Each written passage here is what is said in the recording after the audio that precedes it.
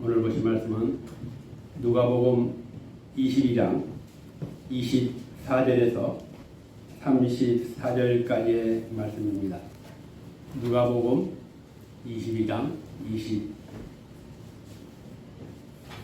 24절에서 34절입니다.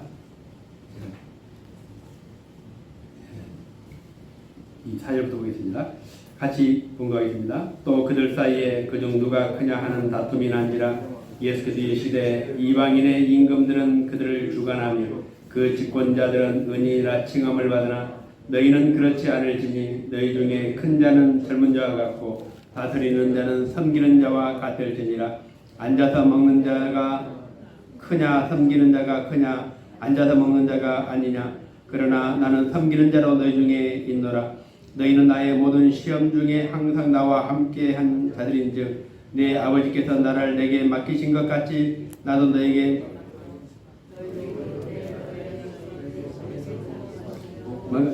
또 보좌에 앉아 이스라엘 12지파를 다스리게 하려 하노라. 시몬아 시몬아 보라 사탄이 너희를 밀가 부르듯 하려고 요구하였으나 그러나 내가 너희를 위하여 내 믿음이 떨어지지 않기를 기도하였나니 너는 돌이킨 후에 내 형제를 굳게 하라. 그가 말하되 주여 내가 주와 함께 오게도 죽은 데에도 가기를 각오하였나이다. 이르시되 베드로야 내가 내게 말하였노니 오늘 밤 닭 울기 전에 내가 3번 나를 모른다고 부인하리라 하시니라. 아멘. 예, 오늘 본문은 마지막 만찬에 이어서 이제 계속된 그런 내용들입니다. 예수님의 오늘 마지막 만찬, 이 분위기가 무거울 수밖에 없는데 오늘 이제 잠시 후에는 이제 제자들과 헤어져야 되고 또 이 세상을 떠나야 되는 그런 예수님의 십자가를 앞에 두는 그런 밤이었습니다. 그런데 이런 밤에 마지막 밤에도 불구하고 이 예수님의 제자들은 이제 동상이몽에 빠져 있었습니다. 가룟 유다는 어떻게 하면 예수님을 넘겨줄까 고민하고 있었고, 그리고 나머지 11 제자들은 오늘 만찬 중에 또 만찬이 끝난 이후에 계속해서 누가 더 큰 자인가, 누가 더 예수님의 측근으로서 앞으로 새로운 나라가 왔을 때에 예수님의 좌우에 설 것인가 하는 그 자리 다툼을 계속하고 있었습니다. 이 말은 뭐냐면 예수님께서 계속해서 지금 십자가와 죽음을 말씀했음에도 불구하고 그들은 한 귀로 듣고 한 귀로 흘렀습니다. 그리고 우리가 설교를 들을 때도 참 우리가 유심히 듣고 굉장히 관심 있게 듣는 것 같은데 지나고 나면 사실은 다 잊어버리는 설교들이 많습니다. 여러분들은 이 한편의 설교가 또 다음에 또 하는 설교라고 생각해 잘 이렇게 구별 안 될 수 있지만 또 설교를 준비한 입장에서는 또 이 본문마다 또 전해야 될 메시지가 있고 그렇습니다. 그런데 예전에 우리 교회도 한번 보니까 우리 부목사님이 설교를 좀 착각했는지 본문을 설교를 하고 또 그 다음에 다시 또 그 본문을 똑같은 본문을 또 설교했는데 아무도 몰라본 걸 보고 야, 이 설교를 들을 때 다 듣는 게 아니고 그렇게 좀 이렇게 관심 없게 아니면은 또 듣고 잊어버리는 그런 성도도 꽤 있구나 하는 생각이 들었습니다. 그래서 오늘 이 본문에 보면 지금 예수님께서 죽음에 대한 이야기를 쭉 했음에도 불구하고 제자들이 예수님이 살아계심을 전제로 예수님 왕이 됨을 전제로 지금 자리다툼을 계속합니다. 24절에 보면 또 그들 사이에 그중 누가 크냐 하는 다툼이 난지라. 예, 그도 그럴만한 게 요한복음에 나오지만은 2명의 요한과 야고보의 어머니가 찾아와서 예수님에게 자기 아들의 자리를 부탁하는 청탁한 사건이 있었습니다. 그러니까 예수님의 시대에 당신의 시대가 온다면 우리 두 아들을 좌우에 좀 써달라 그런 부탁을 하게 됩니다. 이제 이 제자들은 새로운 시대가 올 것이라고 착각했습니다. 왜냐하면 지금까지 갈릴리, 유다, 변두리를 돌다가 이제 예루살렘에 들어왔습니다. 그리고 예루살렘 성전에서도 큰 소리를 치고 그들을 혼내고 그랬기 때문에 이제는 드디어 예수님께서 우리가 기다렸던 그 새로운 시대가 올 것이라고 생각했던 것 같습니다. 이것은 이제 가룟 유다만이 아니라 오늘 11명의 제자도 마찬가지입니다. 가룟 유다는 사탄의 유혹을 받을 만큼 그런 신앙의 치명적인 약점이 있었음을 지난주에 제가 말씀을 드렸습니다. 가룟 유다는 유다의 탐욕이 결국 사탄을 불러들었고 탐욕으로 인해서 결국에는 예수님을 팔게 됐던 그런 배경입니다. 이 사탄은 굉장히 영적인 존재입니다. 그러니까 우리의 어떤 표면적인 것만 아는 게 아니라 우리를 어떻게 하면 무너뜨릴까 하는 우리의 모든 것들을 다 꿰뚫고 있고 파가고 있는 것이 사탄입니다. 그러니까 가룟 유다에게 탐욕이 있다는 것도 알았던 게 사탄입니다. 그러니까 오늘 사탄이 봤을 때는 우리의 약점도 알고 있다는 겁니다. 그러니까 우리가 신앙생활에 늘 장애가 되는 그 약점들이 있어요. 그것을 사탄을 이용해서 우리를 시험에 들게 하고 넘어지게 하고 또 믿음에서 떠나게 하고 기도 못하게 만들고 그게 뭐냐면은 우리의 약점이 그 사탄을 불러들인다는 것이죠. 그런데 오늘 베드로는 좀 다릅니다. 베드로를 우리가 언급할 때는 항상 예수님의 제자를 언급할 때는 제일 먼저 나온 게 베드로, 요한, 야고보 순서가 있잖아요. 이 수제자라는 겁니다. 제자 중에서 가장 우수한 수제자였고 또 베드로는 예수님께서 했던 그 사역에 항상 가장 밀접한 가장 중요한 사역에 함께 했음을 성경이 말씀하고 있습니다. 그런데 이제 가룟 유다가 예수님을 배반할 것이라고 말씀했을 때 베드로는 자기를 봤을 때는 자기는 절대 가룟 유다와 같지 않다고 생각했습니다. 그러니까 주님 나는 저와 같지 않습니다. 그러면서 주님 때가 되면 내가 목숨을 다해 주님 지킬 겁니다라고 장담했던 사람도 이 베드로입니다. 그리고 항상 품에 칼을 품고 다니면서 유사시에 예수님을 지키려고 하는 그런 제자였습니다. 충성스럽고 믿음직스러운 제자였습니다. 그런데 오늘 예수님께서 가룟 유다가 예수님을 팔 것으로 얘기했는데 이제 만찬 중에 만찬 끝날 때쯤 가룟 유다가 자리를 떠납니다. 그때 이제 화제가 이제 예수님이 베드로에게 바뀝니다. 31절입니다. 시몬아 시몬아 보라 사탄이 너희를 밀가부르듯 하려고 요구하였으나 참 성경을 읽다 보면 참 난해한 그런 구절들이 있는데 어떻게 사탄이 예수님의 수제자인 베드로 또 나머지 제자들을 예수님께 달라고 요구할 수 있을까? 우리는 이제 가끔 이런 얘기를 합니다. 지금 사탄이 어디 있을까? 여기 예배 중에 우리가 거룩한 예배를 드리는데 사탄이 올 수 있을까?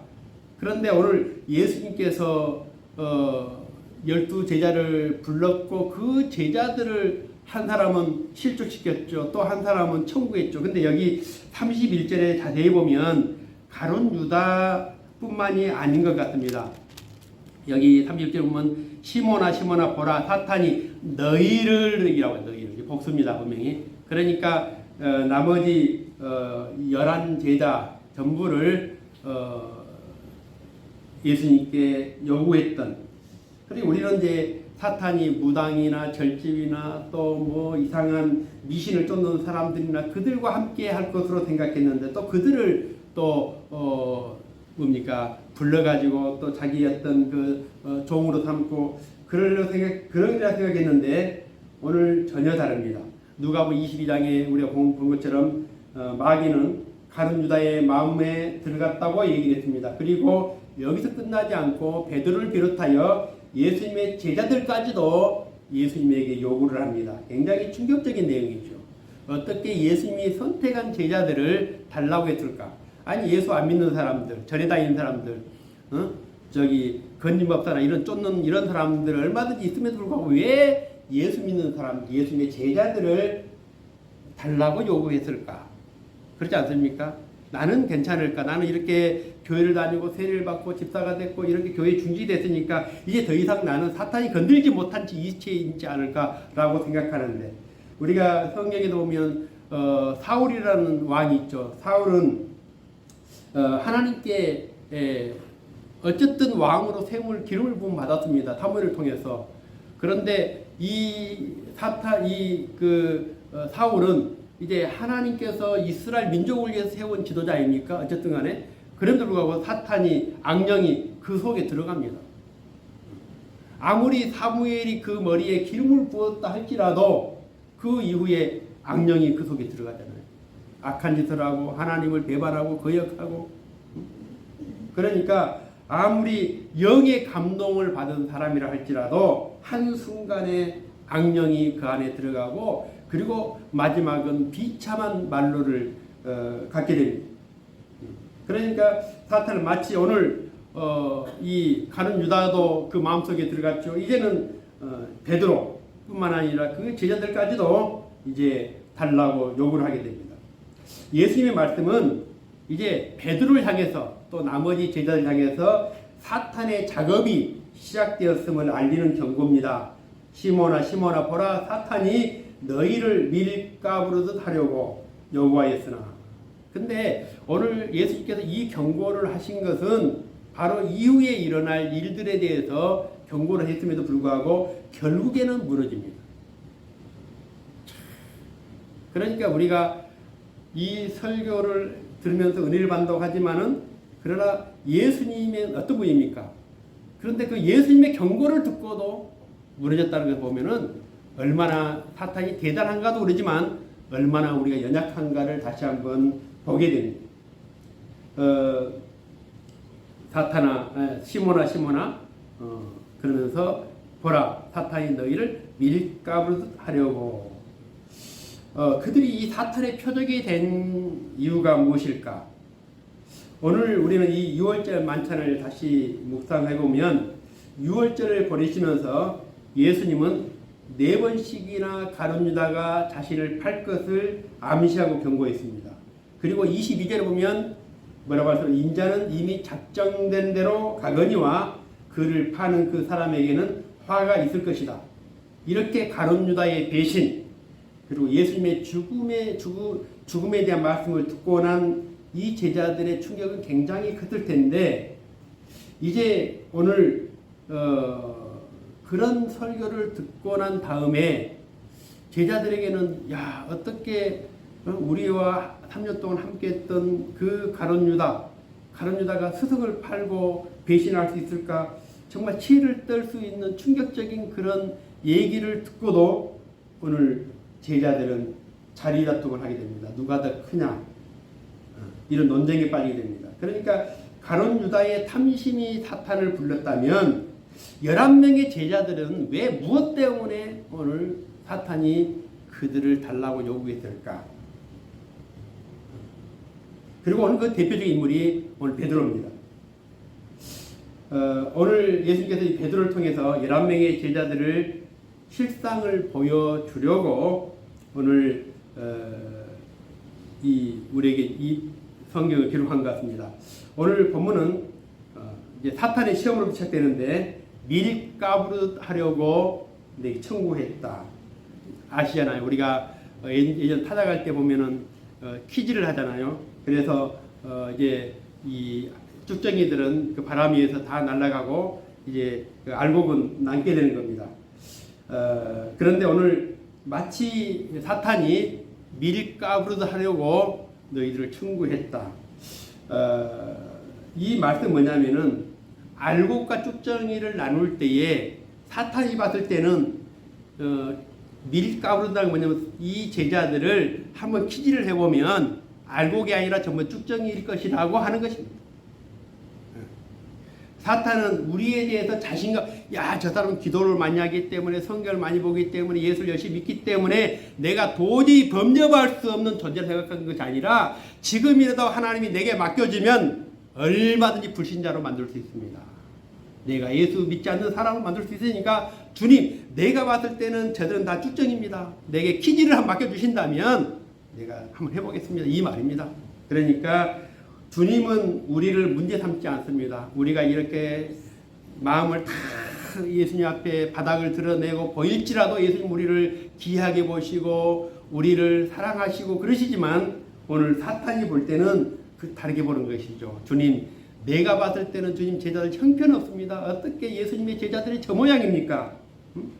그래서 누가 진짜 제자인지 내가 한번 시험을 해보고 퀴즈를 해봐서 한번 내가 해보겠다는 그것이 오늘 사탄의 요구입니다. 이런 장면이 욥기서에 또 나오죠. 이때 보면 사탄이 하나님을 찾아옵니다. 욥의 믿음이 시원치 않다는 것이죠. 그러니까 성경에는 욥이 동방에서 최고고 그가 의롭고 정말 정직하고 그런 순전한 사람이라고 기록하고 있음에도 불구하고 사탄이 봤을 때는 아닙니다. 하나님께서 이 욥에게 특별하게 사랑해 주시고 하나님께서 그 모든 소유를 다 울타리쳐서 보호해 주시고 축복해 주시고 그러기 때문에 욥이 그렇게 믿음이 좋은 것이지 욥이 우리야 평범한 사람들처럼 고난과 환난을 만나게 되면 욥도 인간인지라 하나님을 저주하고 욕하고 그럴 겁니다. 한번 저한테 욥을 맡겨주시면 제가 욥의 바닥을 보여주시겠습니다. 이게 오늘 사탄의 주장 아니겠습니까? 그래서 주님의 손을 펴서 그의 소유물을 친다면 틀림없이 하나님을 욕할 겁니다. 지금은 찬양한 그 입으로 종종 마귀의 참소 가운데 사실은 마귀 말에 틀린 게 아닙니다. 어찌 보면은 맞는 말도 있죠. 그러니까 우리가 이렇게 열심히 막 신앙생활하고 대단한 것 같이 보이지만 사탄이 봤을 때는 아무것도 아닌 것이죠. 어찌 보면 우리 행위나 우리의 것들이 세상보다 못할 때가 더 많지 않습니까? 그래 이 사탄은 히브리어로 뭐냐면 기소자인데 기소. 마치 검사가 죄인을 기소한 것처럼 기소자라는 거죠. 참소하고 기소하는 거예요. 주님, 저 사람 좀 보십시오. 저런 사람이 어떻게 크리스찬입니까? 혹시나 했는데 역시나 아닙니다. 그러니까 저런 사람들은 실험을 해서 알곡이 쭉이 드러내가지고 다 뽑아버려야 됩니다. 이 서울 행복한교회 성도들도 너무나 많습니다. 진짜 성도 남겨놓고 좀 축장이는 다 하나님. 근데 지난번에 다 나갔는데 지금은 이제 저 없을 것 같은데 또 사탄이 볼 때는 또 아니라고 볼 수도 있습니다. 더 몇 명 더 좀 빼내야. 그래서 저는 교회가 부흥도 중요하지만 그래도 이거 사탄하고 똑같은 입장인가요, 여러분? 아무튼 좀 어렵네요. 이 사탄은 그렇게 본다는 겁니다. 이게 이제 이것만 있는 게 아니라 답이 있기 때문에 제가 이런 말씀을 드립니다. 오늘 이 사탄이 예수님의 수제자 베드로를 요구하고 또 예수님의 남은 제자들을 요구할 때에 베드로가 큰 돌을 치지만 나한테 맡겨주면 그가 어떤 사람인지 내가 보여드리겠습니다. 그런데 오늘 베드로가 어떤 사람이냐면 33절에 한번 보시죠. 베드로 이런 사람입니다. 그가 말하되 주여 내가 주와 함께 오게도 죽는데도 가기를 각오하였나이다. 이런 사람입니다. 그러니까 아무리 사탄이 좀 잘못 착각한 게 아닌가. 가룟 유다야 탐욕 있는 사람이지만은 이렇게 가룟 유다처럼 이렇게 베드로처럼 죽을 각오를 하는 이 베드로에게 어떻게 그렇게 생각했을까? 그러나 사탄은 주님만 하라 한다면 이런 사람 정도는 내가 금방 미천 바닥을 다 보여드리겠습니다. 이 말이죠. 그리고 그 앞에 뭐라 했냐면은 32절이죠. 근데 예수님 말씀이죠. 그러나 내가 너를 위하여 내 믿음이 떨어지지 않기를 기도하였노니 너는 돌이킨 후에 내 형제를 굳게 하라. 그렇게 말씀합니다. 우리가 이 영적 세계에서 살아남을 수 있었던 것은 우리 자신감이 아니죠. 내가 누구보다 더 기도를 많이 하고 누구보다 성경을 더 많이 읽고 내가 월등하고 그러기 때문에 살아남는 것이 아니라 오늘 끊임없이 나를 위해 기도해 주시는 주님이 계시다는 겁니다. 우리 약점을 아시고 우리 연약함을 아시고 지금이라도 훅 불어버리면 날아갈 것 같은 우리의 연약한 신앙이지만 우리가 넘어지지 않도록 끝까지 견디도록 보존해 주시는 그분이 계시기 때문에 오늘 우리가 있는 것입니다. 우리가 이것 알아야 됩니다. 그러니까 내가 뭘 많이 했기 때문이라고 하는 그 순간 우리는 무너지게 되는 것이죠. 저는 이제 제 친구 중에 참 성경을 많이 읽는 친구가 있습니다. 그런데 신학교 다닐 때도 공부를 한 걸 본 적이 없습니다. 수업 시간에 성경만 읽습니다. 도대체 저 친구가 대학원을 가려고 그런가 했는데 또 대학원도 들어갔어요. 대학원 들어가서 계속 그래서 이제 요즘에 이제 또 전화가 와가지고 제가 이제 몇 번 만나봤는데 하루에 성경을 10시간씩입니다. 10시간씩. 그 올해 성경 10도 가는데 10도기 목표인데 벌써 지금 6번째 지금 끝나고 있습니다. 2월 달인데 일주일 전에 창세기 읽었던 사람이 그저께 전화인데 지금 고린도후서 읽고 있다고. 성경 엄청 있습니다. 그런데 우리 성경을 읽고 나면 내가 봤을 때는 한 1000동을 한 것 같아요. 거의 신학교 오기 전에 물어보니 신학교 오려고 100독을 읽었고 신학교에서만 아마 한 2, 300독 읽지 않았을까. 근데 하여튼 엄청 성경을 많이 읽습니다. 그런데 성경을 많이 읽는 사람들은 또 그 성경에 대한 그 자신감이 있잖아요. 자기가 여러분 100독 한번 읽어보십시오. 그러면 목사 설교 안 들어옵니다. 내가 더 많이 하는데. 근데 그 목사님이 얼마나 겸손하냐면 저한테 전화해서 성경을 물어봐요. 겸손하죠. 근데 내가 그 목사님한테 가르쳐줬다는 이것이 또 저한테는 교만이겠죠. 근데 참 그 목사님은 성경을 내가 목사님 내가 좀 목사님 성경이 너무 많이 알기 때문에 이제 성경 좀 배우러 왔습니다. 그러니까 무슨 얘기냐고 내가 목사님한테 배워야지. 겸손함도 있어요. 이게 성경을 많이 안다고 자랑하는 것 그것은 성경을 많이 모르는 것이죠. 기도를 많이 한다고 자랑하는 것은 기도를 많이 안 하는 겁니다. 내가 주님 앞에 열심히 충성을 한다고 자랑하는 사람들은 충성을 하지 않는 사람들이죠. 그러니까 오늘 베드로가 자기의 자신감을 드러내지만 사실은 이것은 하나님 봤을 때는 아무것도 아니죠. 그가 자신감으로 지금까지 온 게 아니죠. 주님이 그를 지켜주셨고 보호해주셨고 기도해주셨고 함께해주셨고 그렇기 때문에 온 것임에도 불구하고 마치 자기가 남보다 더 많이 했기 때문에 잘했기 때문이라고 하는 착각에 빠지게 되는 것이죠. 그래서 오늘 주님께서 32절에 내가 너를 위하여 내 믿음이 떨어지지 않기를 기도하였노니 그 베드로의 성공, 이 신앙적 성공의 배후에는 끊임없이 하나님 우편에서 우리를 위해 기도해 주시는 주님. 그래서 주님께서 우리에게 이 베드로에게 말씀한 것은 바로 우리를 향해서 하신 말씀과 똑같습니다. 로마서 8장 34절에 보면 누가 정죄하려 죽으실 뿐 아니라 다시 살아나신 이는 그리스도 예수시니 그는 하나님 우편에 계신 자요 지금도 우리를 위하여 강구하시는 자시니라. 우리를 위하여 강구하시는. 그러니까 주님이 십자가에 돌아가신 것이 아니라 다시 살아나셔서 하나님 우편에서 우리를 위해서 지금도 기도하시는 거예요. 그러면서 오늘 37절에 로마서 8장 37절에 그러나 이 모든 일에 우리를 사랑하신 이로 말미암아 우리가 넉넉히 이기느니라. 우리가 남들보다 더 믿음이 좋아서 이기는 것이 아니라 우리를 사랑하시는 주님의 은혜 때문에 우리가 세상을 이기고 재앙을 이기고 악한 마귀를 상대하고 모든 시험을 이길 수 있다는 것을 로마서 8장에서 말씀하고 있습니다. 그러니까 우리가 잘났기 때문에 이렇게 된 게 아니라는 것이죠. 우리가 남보다 더 뛰어난 어떤 믿음의 영적인 뭐가 있기 때문에 된 것이 아니라 주님이 우리에게 끊임없이 기도해 주시고 우리 함께 해 주셨기 때문이라고. 그래 세상을 이긴다고 그것도 넉넉히 이긴다고 말합니다. 우리가 자녀들을 키우다 보면 이 부모의 유전자를 가지고 태어나지 않습니까? 그런데 요즘에는 그 부모의 유전자도 이제 좀 좋은 유전자면 괜찮은데 나 같은 유전자를 그러니까 가지고 태어나면 나를 극복을 하기 어렵습니다. 애들이 내 유전자 가지고 그봤자 다 그렇죠. 그러니까 요즘에는 이제 좋은 유전자를 가지고 애를 만들려고 하는 유전자 타오지 않습니까? 그래가지고 그렇게 자기 아들을 이제 태 속에서부터 이렇게 만듭니다. 그런데 하나님도 우리를 정말 아주 인류 명품 성도로 만들어가지고 그렇게 했으면 얼마나 좋겠습니까? 그러나 흠이 있고 결함이 있는 연약한 우리들을 불러가지고 우리를 거룩한 하나님의 백성으로 만들고 사람은 자식한테 실망할 수 있지만 하나님은 우리를 실망하지 않아요.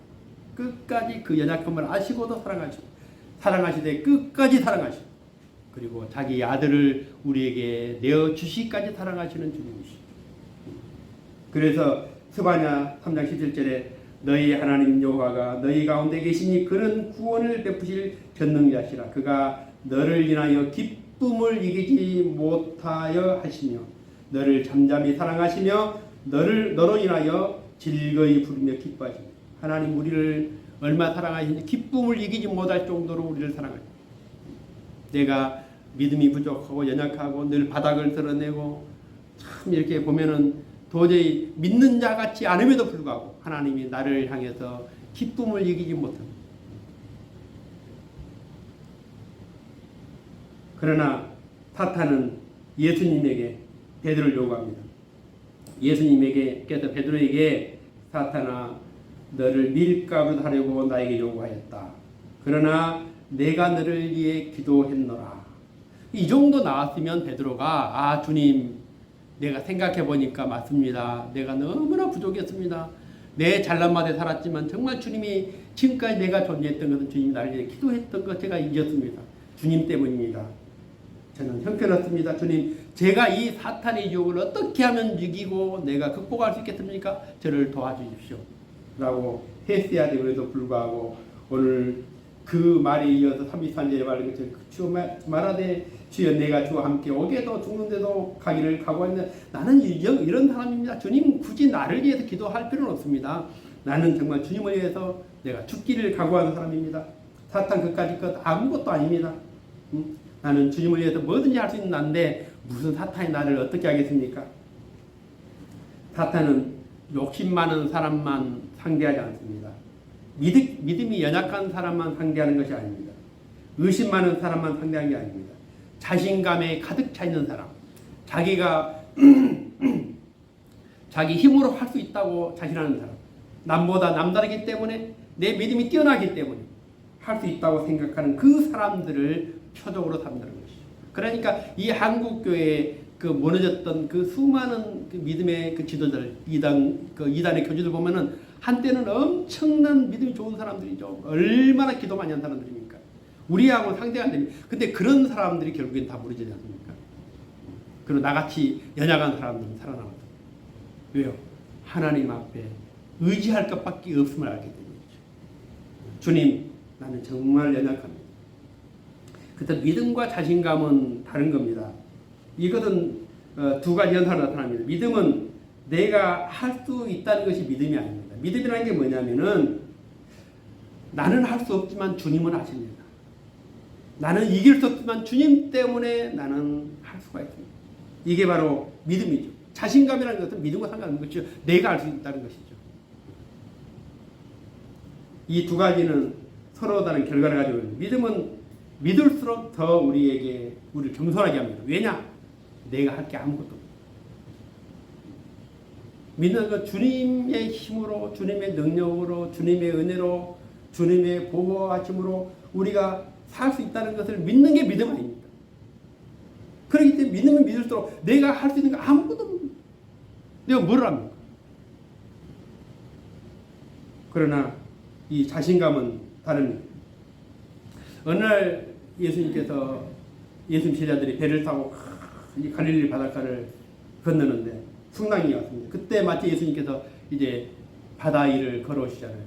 그때 예수님께서 뭐라고 말씀하셨냐면 안심하라 내니 두려워 말라. 그때 베드로가 이렇게 만일 주님이시라면 나로 명하사 물 위에 나로 오라고 하십시오. 그리고 보란듯이 무리를 탁 걷습니다. 12명의 제자 중에서 베드로가 탁 걷습니다. 이 같은 제자도 이렇게 베드로는 자신감이 있고 급이 달랐습니다. 그런데 이제 바람을 보고 베드로가 물에 빠져버리게 됩니다. 그때 예수님께서 그렇게 말합니다. 베드로에게 자신감을 탓한 게 아닙니다. 믿음이 없는 자여 어떻게 나를 의심하느냐. 이게 베드로에게는 자신감은 정말 많았습니다. 예수님이 부르면 내가 그냥 뛰어갈 수 있는 물속이라도 나 그냥 걸을 수 있는 그런 자신감이 있었지만은 이 베드로에게 없었던 게 뭐냐면 믿음이었습니다. 믿음이 없는 자에 의심하느냐. 믿음이라는 것은 나는 할 수 없지만 주님은 할 수 있다. 그래서 이 자신감은 믿는 자들에게는 교만으로 나타날 수 있는 것이죠. 오늘 33절에 말한 것처럼 주여 내가 주와 함께 오게도 죽는데도 하기를 각오하였나. 이 말씀 끝에 34절에 이렇게 말씀합니다. 베드로야 내가 내게 말하노니 오늘 밤 닭 울기 전에 내가 3번 나를 모른다고 부인하리라 하십니다. 그 자신감을 드러냈을 때 예수님께서 아니다. 너는 결코 오늘 밤을 그냥 지나지 못할 것이다. 결국 너는 무너질 것이고 오늘 내가 34절의 말씀처럼 세 번, 닭 울기 전에 세 번이나 나를 부인하게 될 것이다. 그때에 마가복음 14장에 보면은 베드로가 그렇게 말합니다. 주님, 모두 다 주를 버릴지언정 나는 결코 그런 사람이 아닙니다. 잘못 봤습니다. 지금 여기 누가복음은 없지만 마가복음이나 마태복음은 모두 다 주를 버릴지라도 나는 결코 그러지 않겠습니다. 나는 본질적으로 다릅니다. 이렇게 자신만만했던 이 베드로는 몇 시간이 되지 않아 예수님 말씀처럼 오늘 닭이 울기 전에 세 번이나 예수님을 부인했는데 그것도 뭐냐면은 어떤 위협이나 생명의 어떤 그런 위급한 순간이 아니었음에도 불구하고 예수님을 부인하고 예수님을 저주하고 또 예수님을 모른다고 맹세까지 합니다. 그러니까 우리의 싸움은 육에 속한 것이 아니고 우리 싸움은 이 고린도후서 10장의 말씀처럼 하나님 앞에서 견고한 진을 파하는 강력이라. 우리의 싸움은 어떤 육적인 힘, 자신감으로 싸우는 게 아니라 하나님 앞에서 견고한 진을 파는 이 견고한 진이 어디 있냐 이거죠. 견고한 진이 저기 앞에 어떤 만리자성처럼 어떤 그 사탄이 쌓고 있는 어떤 그런 그 방벽 이걸 강력한 진이라고 말합니까?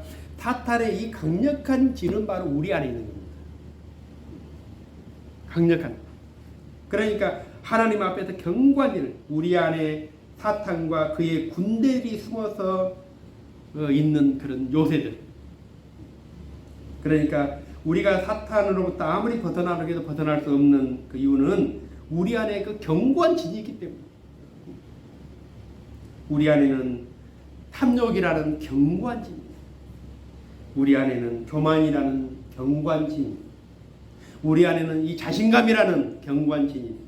그래서 바울은 사탄을 물리치기 전에 먼저 우리 안에 있는 견고한 진을 파해야 되는데 우리가 겸손히 하나님 앞에 엎드리면 교만의 견고한 진을 무너뜨릴 수 있습니다.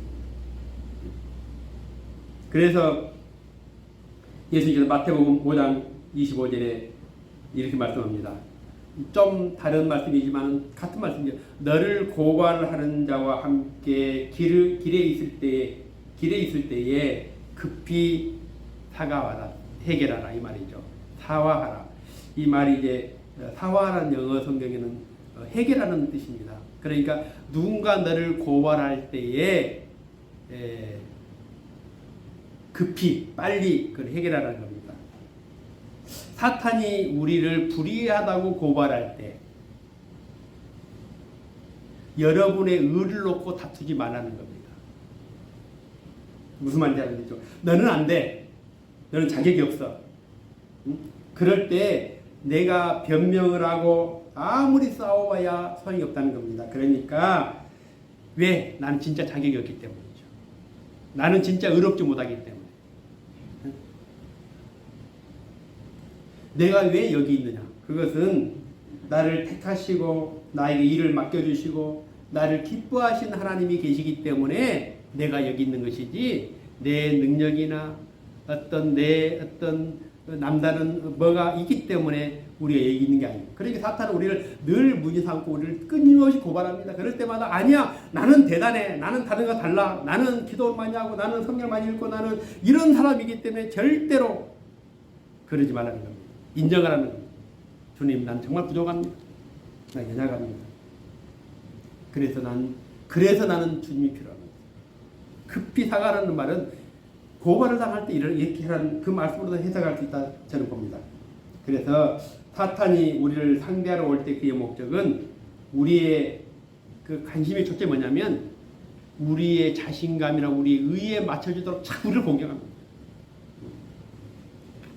사탄이 너는 사랑이 부족하다라고 정죄를 하면 그래, 난 사랑이 부족해. 참을성이 없다고 우리를 정죄하면 그래, 난 참을성이 없어. 그래서 마귀를 이기는 방법은 자신감으로 나는 아니야, 나는 괜찮아, 나는 할 수 있어, 다른 사람 못해 나는 이게 아니라 늘 겸손한 거죠.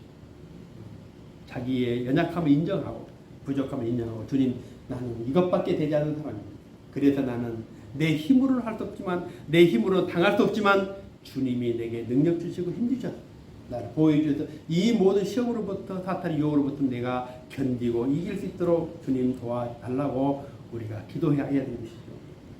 그래서 자신의 체면 때문에 또 자신을 변호하기 위해서 마귀와 싸운다는 것, 그것은 우리가 마귀와 싸워 이길 수 없다는 것을 말하는 겁니다. 우리 이미 썩어져가는 육체를 가졌던 사람, 모든 사람이 다 죄인이라고 할 때에 나 자신도 거기에 포함된 사람입니다.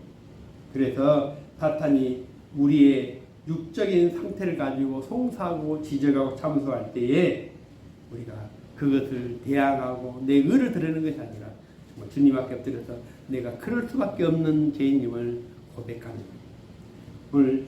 오늘 자신감에 차 있던 이 베드로는 결국 오늘 예수님의 경고대로 칼을 품고 겟세마네 동산까지 쫓아갔지만은 오늘 결국 그 밤에 재판장에서 재판도 아닌 자리 한쪽에서 그 천한 사람들 앞에서 예수님을 모른다고 부인하고 저주하고 부인합니다.